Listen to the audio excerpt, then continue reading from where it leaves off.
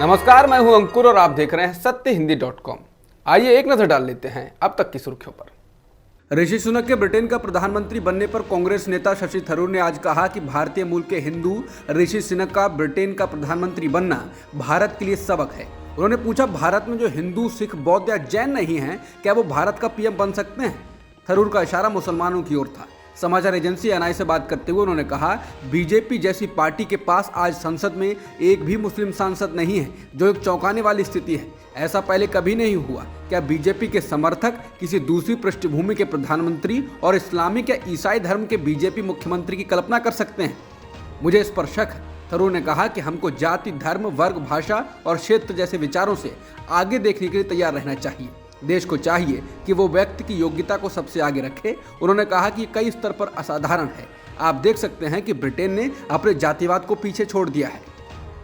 ऋषि सुनक के प्रधानमंत्री बनने के बाद एनडीटीवी से बात करते हुए कांग्रेस नेता शशि थरूर ने अल्पसंख्यकों के भारत में प्रधानमंत्री बनने को लेकर कहा कि डॉक्टर मनमोहन सिंह बिल्कुल अल्पसंख्यक समुदाय से संबंधित हैं, लेकिन अधिकांश हिंदू सिखों को खुद से अलग नहीं देखते हैं।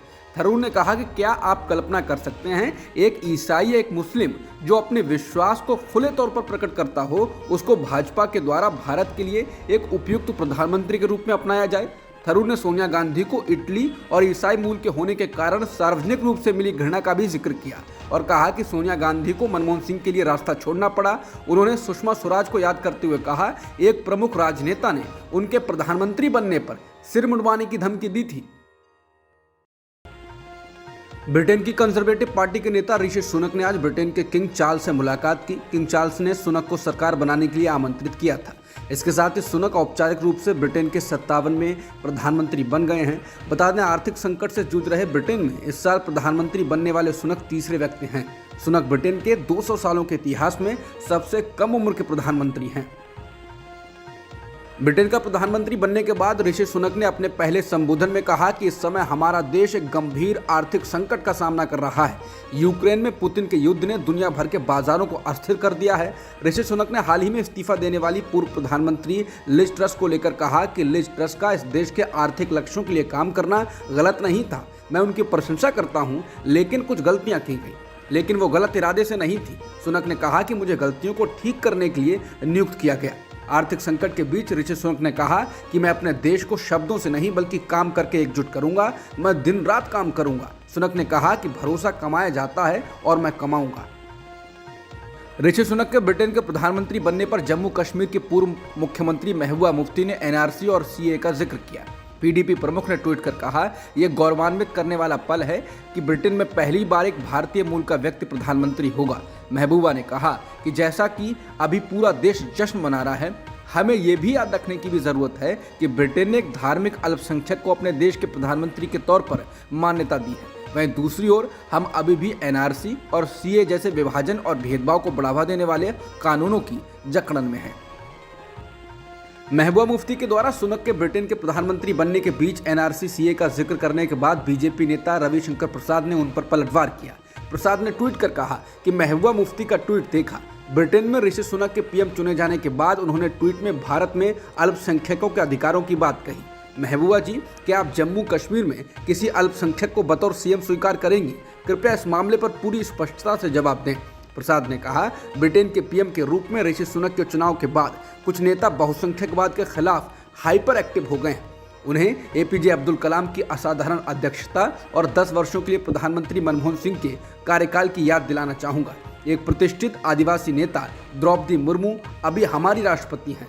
रविशंकर प्रसाद ने कहा कि भारतीय मूल के एक काबिल नेता ऋषि सुनक ब्रिटेन के प्रधानमंत्री बन रहे हैं। उनकी इस असाधारण सफलता के लिए हम सभी को उनकी सराहना करने की जरूरत है। ये दुखद है कि कुछ भारतीय नेता दुर्भाग्य से इस अवसर पर भी राजनीति करने की कोशिश कर रहे हैं। ब्रिटेन के प्रधानमंत्री बने ऋषि सुनक की हिंदू पहचान चर्चा में बनी हुई है। ब्रिटेन में धार्मिक रूप से अल्पसंख्यक ऋषि सुनक के प्रधानमंत्री बनने पर लोग ब्रिटेन के लोकतंत्र का भी हवाला दे रहे हैं। एक गैर गोरे और धार्मिक रूप से अल्पसंख्यक को देश के शीर्ष पद के लिए मौका देने पर कंजर्वेटिव पार्टी की भी तारीफ हो रही है। बीबीसी के अनुसार ब्रिटिश अखबार द गार्डियन से ब्रिटिश फ्यूचर थिंक टैंक के सुंदर कटवाला ने कहा, यह एक ऐतिहासिक पल है जो कि 1 या 2 दशक पहले संभव नहीं था। इससे पता चलता है कि ब्रिटेन का सर्वोच्च पद भी सभी धर्मों और नस्लों के लोगों के लिए खुला है। बहुसंख्यक एशियाई ब्रिटिश नागरिकों के लिए ये गौरव का क्षण है। यहाँ तक उनके लिए भी गौरव का पल होगा जो ऋषि सुनक की पार्टी की नीतियों से सहमत नहीं रहते। अमेरिकी न्यूज़ वेबसाइट CNN ने कहा, सुनक ने 2015 में बिजनेस स्टैंडर्ड को दिए इंटरव्यू में कहा था, ब्रिटिश भारतीय जनगणना में एक कैटेगरी पर निशान लगाते हैं। मैं तो पूरी तरह से ब्रिटिश हूँ, ये मेरा घर और देश है, लेकिन मेरी धार्मिक और सांस्कृतिक विरासत भारतीय है। मेरी पत्नी भारतीय है, मैं हिंदू हूँ और इसमें कोई छुपाने वाली बात नहीं। British news website the independent ने ऋषि सुनक के PM चुने जाने पर हेडिंग लगाई, ऋषि सुनक ब्रिटेन के पहले हिंदू प्रधानमंत्री बनेंगे। भारतीय मूल के ऋषि सुनक के ब्रिटेन के प्रधानमंत्री बनने के बाद कांग्रेस के वरिष्ठ नेता और पूर्व वित्त मंत्री पी चिदम्बरम ने कहा, पहले कमला हैरिस, अब ऋषि सुनक। US और UK के लोगों ने अपने देशों के गैर बहुसंख्यक नागरिकों को गले लगा लिया और उन्हें सरकार में उच्च पदों के लिए चुना है। चिदम्बरम ने कहा कि मुझे लगता है कि भारत और बहुसंख्यकवाद का पालन करने वाली पार्टियों को सीखने के लिए एक सबक है। असम में मियां म्यूजियम राजनीति का शिकार हो गया है। राज्य में मियां म्यूजियम असम की पुरातन संस्कृति को जिंदा रखने की कोशिश है, लेकिन असम के मुख्यमंत्री हिमंत बिस्वा शर्मा ऐसा नहीं सोचते। उनका कहना है कि राज्य में BJP सरकार के रहते मियां म्यूजियम नहीं चल सकते। गोलपाड़ा जिले में जिला प्रशासन ने 2 दिन पहले शुरू हुए मियां म्यूजियम को आज मंगलवार 25 अक्टूबर को सील कर दिया। असम में मियां शब्द बांग्लादेश से आए मुसलमानों के लिए इस्तेमाल होता है। अखिल असम मियां परिषद राज्य के अल्पसंख्यक लोगों की संस्कृति से जुड़ी वस्तुओं को संरक्षण देने के लिए राज्य में कई स्थानों पर मियां म्यूजियम खोला जा रहा है। अखिल असम मियां परिषद राज्य के अल्पसंख्यक लोगों की संस्कृति से जुड़ी वस्तुओं को संरक्षण देने के लिए राज्य में कई स्थानों पर मियां म्यूजियम खोल रहा है, उनसे संबंधित कार्यक्रम करती है। असम में जब गैर BJP सरकार रही है तो इस संस्था को संस्कृति विभाग से सरकारी फंड भी मिलता था, लेकिन BJP सरकार आने के बाद संस्था को फंड मिलना बंद हो गया तो संस्था ने अपने संसाधनों से मियां संग्रहालय खोलना शुरू किया। मियां परिषद में राज्य के तमाम लेखक, कवि, लोक कलाकार, फिल्मकार आदि सदस्य हैं, लेकिन राज्य की BJP सरकार इसे कथित बांग्लादेशी घुसपैठियों की संस्था मानती है। गुजरात के विधानसभा चुनाव में BJP 25% नए उम्मीदवारों को चुनाव मैदान में उतारेगी। ये बात गुजरात के गांधीनगर से सांसद और केंद्रीय गृह मंत्री अमित शाह ने कही है। गुजरात के लिए जल्द ही विधानसभा चुनाव की तारीखों का ऐलान होने वाला है और माना जा रहा है कि हिमाचल प्रदेश के साथ ही गुजरात के चुनाव नतीजे भी आ जाएंगे। हिमाचल के चुनाव नतीजे 8 दिसंबर को आएंगे। वडोदरा में पत्रकारों से बातचीत में अमित शाह ने कहा कि टिकट देने के लिए चुनाव में जीत हासिल करने की योग्यता ही एकमात्र मापदंड है और पार्टी का संसदीय बोर्ड उम्मीदवारों के चयन को लेकर अंतिम फैसला लेगा। साफ है कि 182 सीटों वाली गुजरात की विधानसभा में 25% नए टिकट देने का मतलब ये होगा कि पार्टी इस बार 45 से 46 नए उम्मीदवारों को चुनाव मैदान में सियासी किस्मत आजमाने का मौका देगी। दीपावली पर पटाखे फोड़ने को लेकर वडोदरा में हुए दंगों की जांच कर रही गुजरात पुलिस और BJP ने कहा है कि स्ट्रीट लाइट बंद कर दी गई थी और पेट्रोल बम फेंके गए थे। यह दिखाता है कि दंगे पूर्व नियोजित थे। ऐसा ही दावा BJP विधायक राजेंद्र त्रिवेदी ने किया। बता दें, ये बातें इंडिया टुडे की एक रिपोर्ट में कही गई है। इंडिया टुडे के मुताबिक वडोदरा पुलिस ने मामले की जांच के लिए एक विशेष टीम का गठन किया है। सोमवार मंगलवार की रात 12:30 बजे वडोदरा के पानीगेट इलाके में 2 समूहों के बीच हुए दंगों के बाद 19 लोगों को हिरासत में लिया गया। पटाखों को लेकर शुरू हुआ विवाद जल्द ही तोड़फोड़ में बदल गया। स्ट्रीट लाइट बंद होने के कारण कई दुकानों में तोड़फोड़ की गई और कई वाहनों को आग के हवाले कर दिया गया। पुलिस अधिकारियों पर उस समय पेट्रोल बम फेंके गए जब वे कानून व्यवस्था बहाल करने के लिए इलाके में गश्त कर रहे थे। कुछ लोगों ने पथराव भी किया। पुलिस अधिकारियों के मुताबिक ये इलाका बेहद संवेदनशील है। पिछले 4 महीने में एक ही इलाके में 3 बार दंगे की घटनाएं हो चुकी हैं। फिलहाल स्थिति नियंत्रण में है और पुलिस घटना की जानकारी के लिए आसपास के CCTV कैमरों से तलाश कर रही है। बता दें, गुजरात में जल्द ही चुनाव होने वाले हैं। केंद्रीय सुरक्षा एजेंसियों को राजस्थान में पाकिस्तान की सीमा पर मुस्लिम आबादी वाले इलाकों के निवासियों की आबादी और आर्थिक प्रोफाइल तैयार करने के लिए कहा गया है। ये जानकारी द टेलीग्राफ अखबार ने केंद्रीय गृह मंत्रालय के हवाले से दी। सरकार का यह कदम विवाद को जन्म दे सकता है क्योंकि पाकिस्तान राजस्थान सीमा पर ज़्यादातर मुस्लिम गांव हैं। मुसलमानों की धार्मिक प्रोफाइलिंग नए आरोपों को जन्म दे सकती है। कांग्रेस शासित राजस्थान में 2023 में विधानसभा चुनाव हैं, उससे पहले इस तरह का कदम विवादास्पद हो सकता है। पश्चिम बंगाल में भी 2021 के विधानसभा चुनाव से पहले इसी तरह की कवायद केंद्र सरकार ने की थी, इससे वहां कई विवाद हुए। इंटेलिजेंस ब्यूरो के एक पूर्व संयुक्त निदेशक ने द टेलीग्राफ अखबार को बताया कि मुझे उम्मीद है ये विधानसभा चुनावों से पहले लोगों का धार्मिक आधार पर ध्रुवीकरण करने की बड़ी रणनीति का हिस्सा नहीं है। हालांकि गृह मंत्रालय के सूत्रों ने इसे एक रेगुलर अभ्यास करार दिया, जिसका मकसद कट्टरपंथी तत्वों और सीमा पर तमाम गतिविधियों पर नजर रखना है। द टेलीग्राफ के मुताबिक गृह मंत्रालय के अधिकारी ने कहा, इस तरह के अभ्यास सुरक्षा एजेंसियों द्वारा नियमित रूप से किए जाते हैं।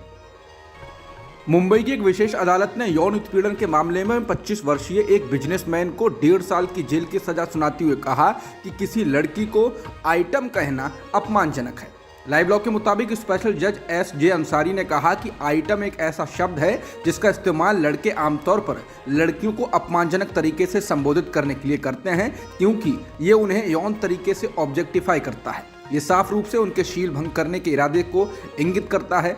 लाइव लॉ के मुताबिक अच्छे व्यवहार के संबंध में बॉन्ड भरने की शर्त पर रिहा करने से इनकार करते हुए जज ने कहा, इस तरह के अपराधों से सख्ती से निपटने की जरूरत है, क्योंकि महिलाओं को उनके अवांछित व्यवहार से बचाने के लिए ऐसे सड़क किनारे रोमियों को सबक सिखाना जरूरी है। नतीजतन इसका लाभ देने का कोई सवाल नहीं उठता। अभियुक्त के प्रति अनुचित उदारता नहीं दिखाई जा सकती। बता दें, लड़की का कहना था कि 14 जुलाई 2015 के दिन जब वो स्कूल से वापस लौट रही थी तो अभियुक्त ने अपने दोस्तों के साथ उसका पीछा किया। लड़की ने कहा कि उसने मेरे बाल खींचे और कहा, क्या आइटम किधर जा रही हो, और कहा ये आइटम सुनना। वो लगातार उसका पीछा करता था और उसे आइटम कहकर संबोधित करता था।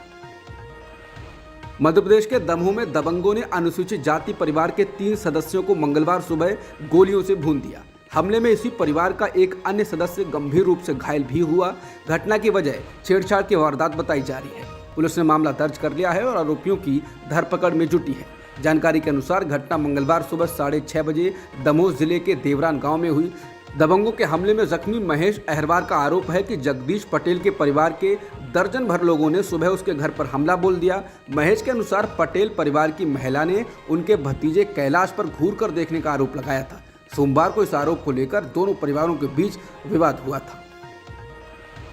गूगल पर कमीशन ऑफ इंडिया ने 936.44 करोड़ का जुर्माना लगाया है। आयोग ने मंगलवार को जारी एक आदेश में कहा कि अमेरिकी कंपनी गूगल अनुचित कारोबारी गतिविधियों में शामिल रही है। ये गूगल पर एक हफ्ते के अंदर दूसरी बार जुर्माना लगाया गया है। इससे पहले गूगल पर बाजार में अपनी मजबूत स्थिति के दुरुपयोग को लेकर 1337 करोड़ 76 लाख रुपए का जुर्माना लगा था। आरोप था कि गूगल अपने भुगतान ऐप और इन ऐप भुगतान प्रणाली को बढ़ावा देने के लिए अपनी बाजार स्थिति का दुरुपयोग कर रहा है। इसके साथ ही कुल जुर्माना 2274 करोड़ हो गया। दिवाली के मौके पर दिल्ली में सोमवार रात को जमकर पटाखे फोड़े गए और इस वजह से मंगलवार की सुबह हवा बेहद खराब हो गई। दिल्ली सरकार ने पटाखे फोड़े जाने पर प्रतिबंध लगाया हुआ था, लेकिन लोगों ने इसे हवा में उड़ा दिया। दिल्ली सरकार के पर्यावरण मंत्री गोपाल राय ने कहा था कि दिल्ली में अगर किसी ने पटाखे फोड़े तो उसे 6 महीने की जेल की सजा और 200 रुपए का जुर्माना भी हो सकता है। दिल्ली पुलिस ने पटाखे जलाने वालों पर कार्रवाई के लिए राजधानी में 210 टीमें बनाई थी, जबकि राजस्व विभाग की 165 टीमें और दिल्ली प्रदूषण नियंत्रण कमेटी की 35 टीमें पटाखे जलाने वालों पर नजर रख रही थी। लेकिन इस सब का ज्यादा असर नहीं हुआ और लोगों ने दिल्ली में पटाखे फोड़े, जिसके कारण दिल्ली और गुड़गांव में मंगलवार सुबह एयर क्वालिटी इंडेक्स यानी AQI 342 दर्ज किया गया, जो कि बहुत खराब की श्रेणी में आता है। अब तक की खबरों में इतना ही। बाकी खबरों के लिए बने रहिए सत्यहिंदी.com के साथ।